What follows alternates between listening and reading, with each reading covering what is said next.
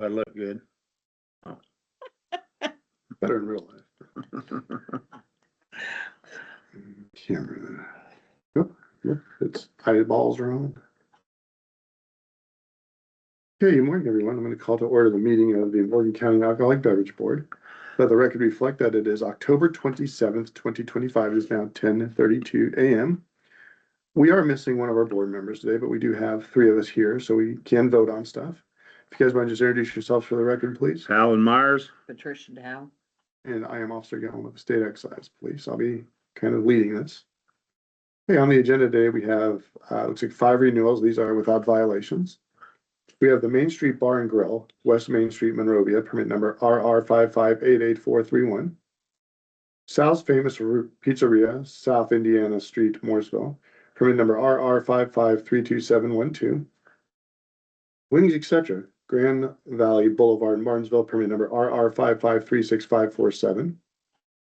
We have the Circle K on South Ohio Street, Martinsville, permit number DL5533076.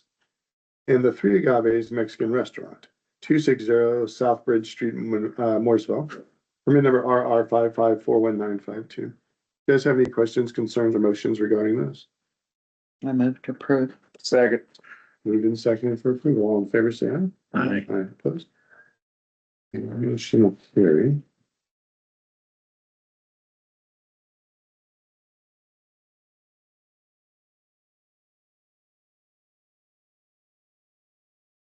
And the only other thing we had on the agenda was the carryover for Farmhouse Brew. They were notified to attend today after requesting a continuance last month. They're not here. They were asked to provide paperwork to me. They have not provided that paperwork. To be clear, I'm a police officer. I am asking perfectly lawful investigatory questions, looking for sales receipts, invoices, copies of employee permits, copies of training certificates so that we can ensure compliance. As of last month's meeting date, if you guys remember the meeting, the applicant was hostile. I think that's fair towards the board. Or was that month before? No, month before. Hostile seems fair. Not really wanting to answer questions. The issue that she had was that we do not require them by law to maintain certain alcohol sales, and that is correct. With a alcohol permit of her nature, she does not have any gross food sales requirements or requirements to sell a certain amount of alcohol. My problem and concern and reasons for asking investigatory questions is that I want to know if they're in compliance. When she came in and got the permit, she indicated that they are a coffee shop and would be selling beer and wine, mixed drinks as part of their regular operation. I don't believe they've done that.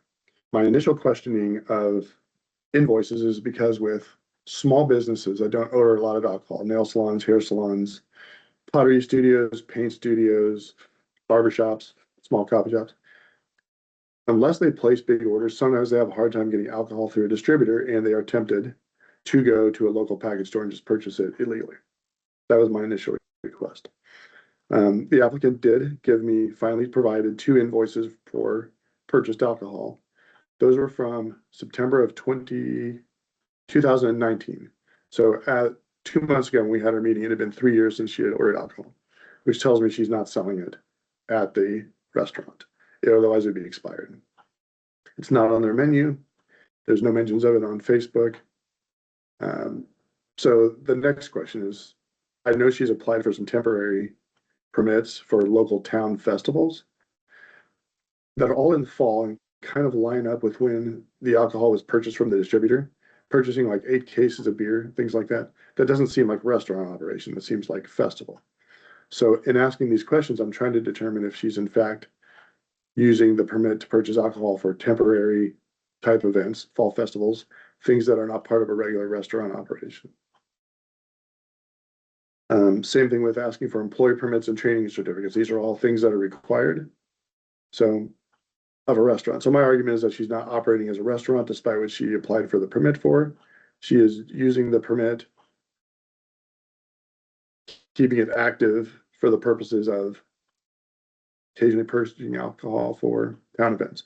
But without her answering my questions, I have no way to know. When a business gets an alcohol permit, if you are not going to use it, you may place it in escrow for up to 5 years with annual updates to the commission in Indianapolis, explaining why you're not using it, what you're going to do with it. And that's totally common with developers or people who still have to build a restaurant.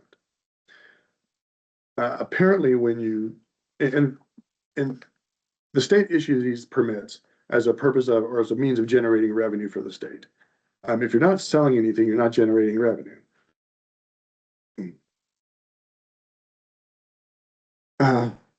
So if you've been open and used your permit, there's no mechanism that requires you to place the permit in escrow. Though as a common practice with anybody who's represented by an attorney or a preparer or at the request of the commission, an unused permit would be escrowed. Part of the reason we do that is when you have there are people who will get an alcohol permit, claim that it is active and in use in order to bypass that 5-year limit of holding in an escrow. Some people do that to maintain control of all the permits in a market. Some others want to hold on to it for future growth and development. We have areas around the state that are 5, 6, 7 years out before they're going to be developed, and they want to hold on to those permits. If you get one and you legally place it in escrow as required, you have 5 years.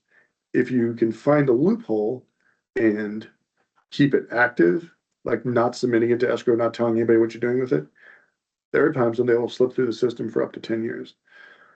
I don't know if this particular permit, Farmhouse Brew, ever used their permit at the restaurant.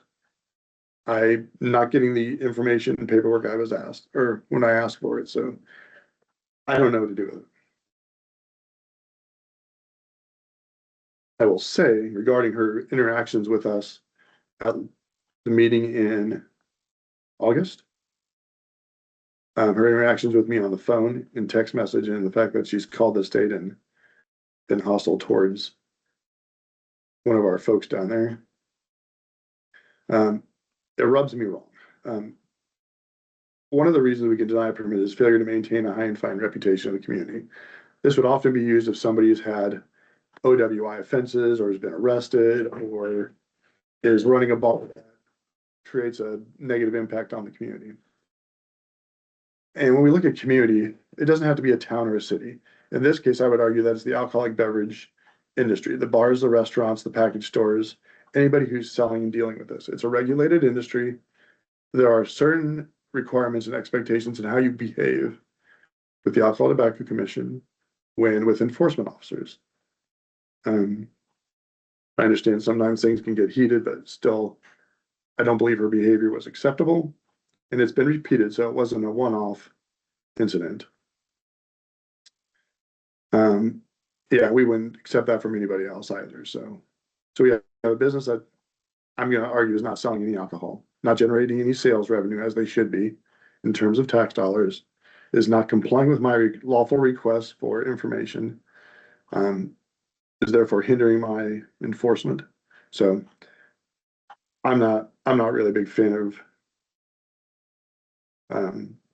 approving this one again. I don't want anybody to have to deal with these folks again. They were notified of today's meeting after they requested last month's continuance. So they're not here. They don't miss stuff. So we do have options. We can just straight up renew it for 2 years as if nothing happened. We can give them a 1-year approval as an informal probation, or we can deny it. But if we deny it, we have to cite one of the 3 reasons outlined by Indiana Administrative Code. So the 3 reasons, if you want to deny it, you do not have to, don't let me influence you. Number 1 is whether the applicant is of good moral character. Number 2, whether the permit premise has become a public nuisance. Number 3, whether any criminal offenses have taken place at the permit premise. So there haven't been any criminal offenses that I know of. Public nuisance, it doesn't mean public nuisance. So the good moral character is the thing that I'm going to lean into. So, Can we place requirements around a renewal? no, it's renew it or deny it. Those are our limitations.